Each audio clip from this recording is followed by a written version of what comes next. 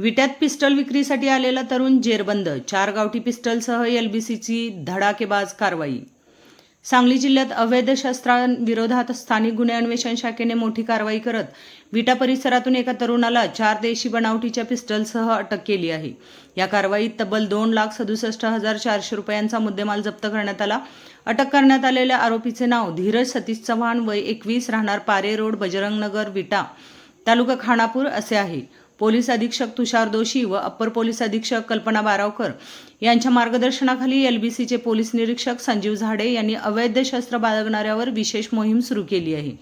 Police उपनिरीक्षक महादेव पवार यांच्या पथकाला गोपनीय माहिती मिळाली होती की विटा तासगाव रोडवरील श्री मंगल कार्यालय परिसरात एक इसम पिस्टल विक्रीसाठी येणार आहे. त्यानुसार पोलिसांनी सापळा रचून संशयिताला ताब्यात घेतले.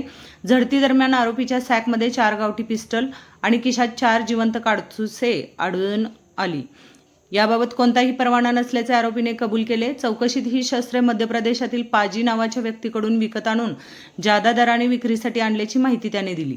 या कारवाईत पोलिसांनी 4 पिस्टल, 4 जिवंत काडतुसे, एक बजाज सिटी 100 मोटरसायकल आणि एक सॅक असा मुद्देमाल जप्त केला आहे. सदर प्रकरणी विटा पोलीस ठाणे येथे भारतीय शस्त्र अधिनियमांतर्गत गुन्हा दाखल करण्यात आला असून पुढील तपास सुरू आहे.